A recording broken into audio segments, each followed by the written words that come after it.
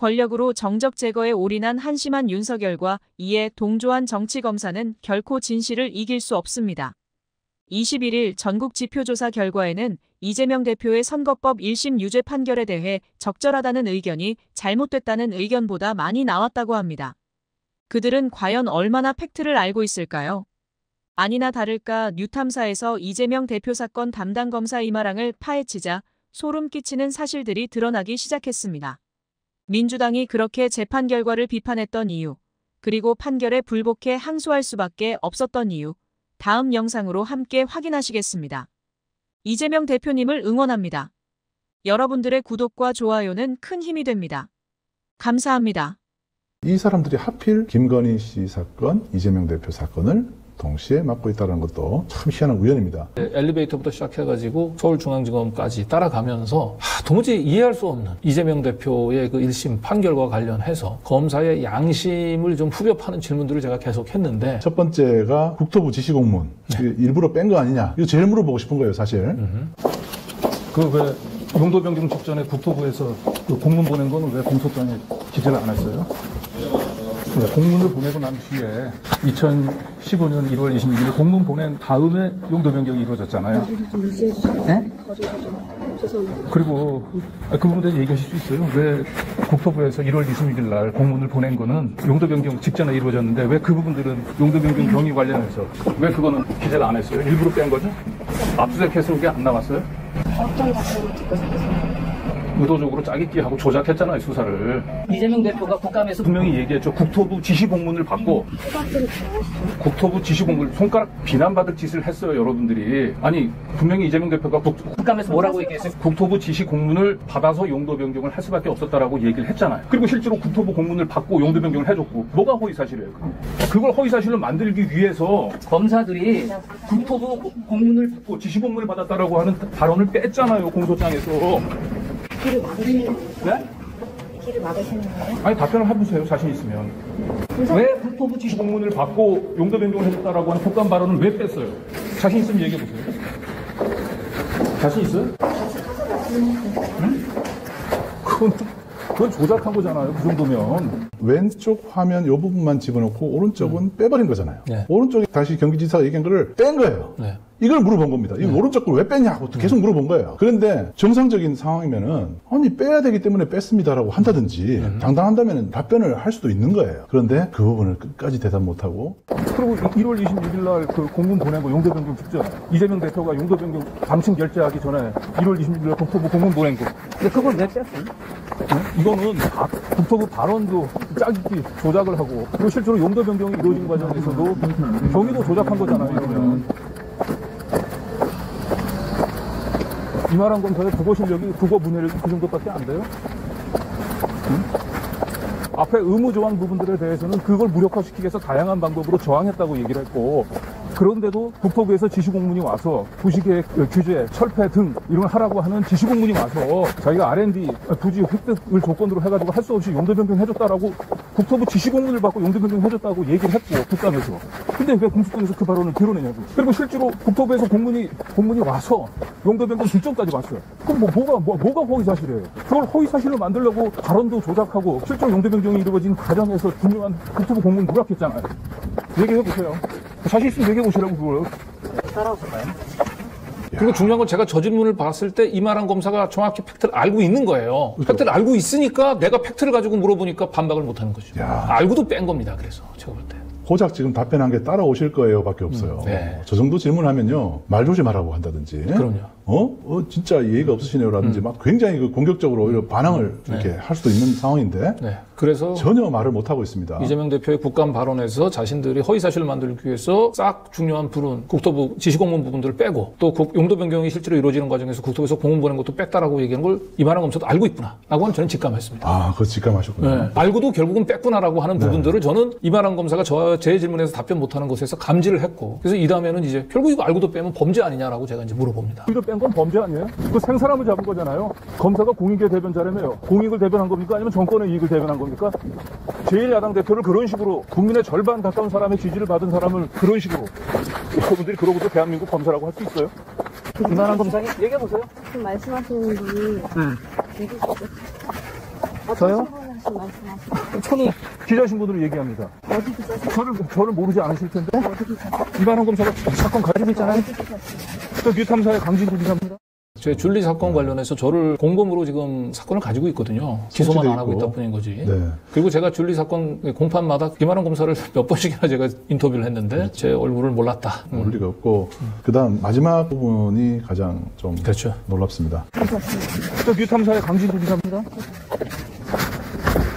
그러면 지금 말씀하시는 거 질문에서 그걸 다 얘기해 보세요.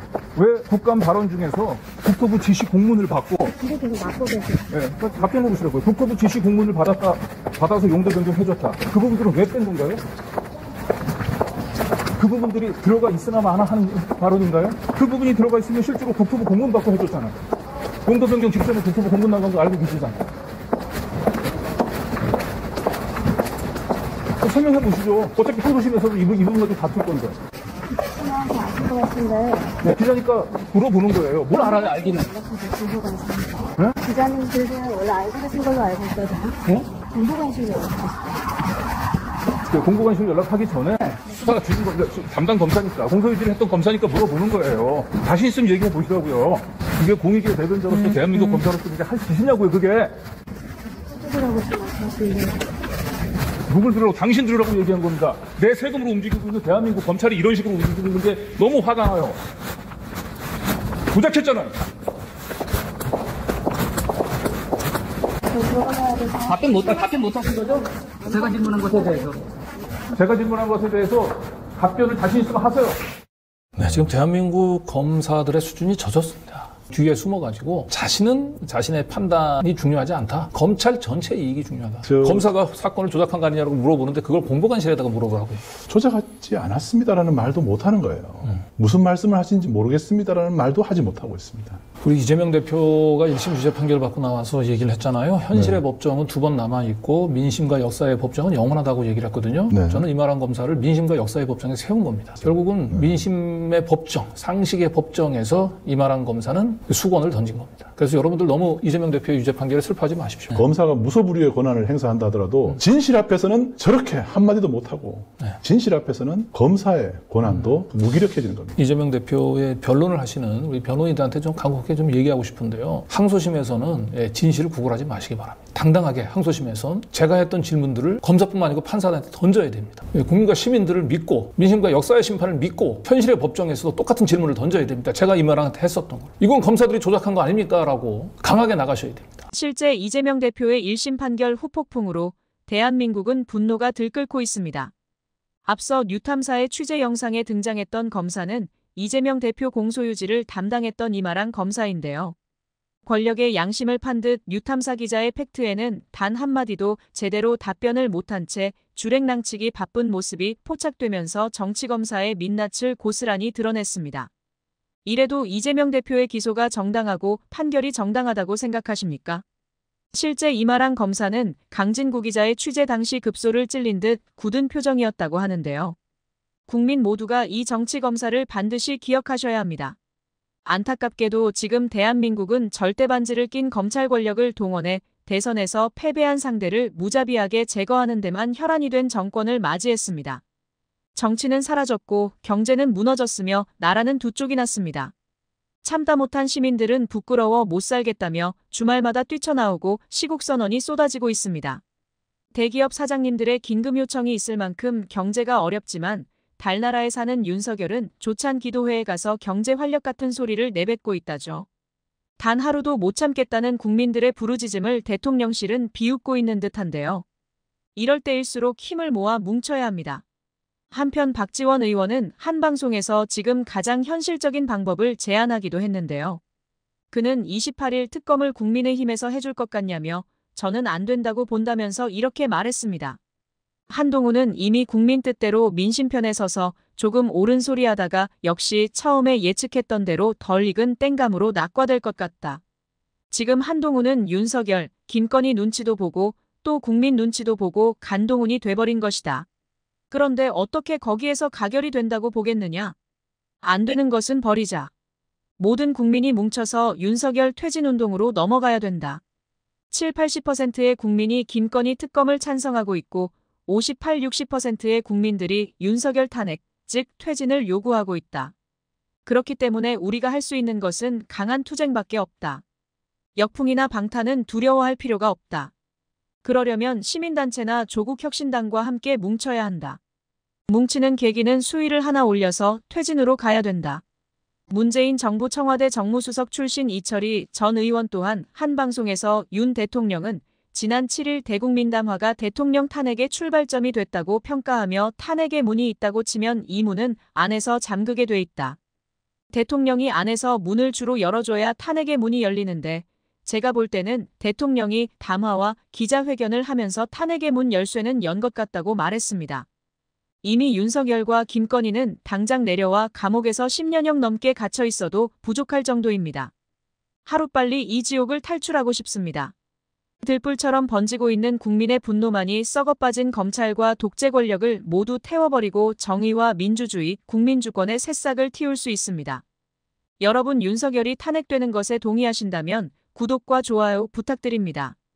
우리들의 민심이 표현되어야 저들을 실제로 탄핵할 수 있습니다.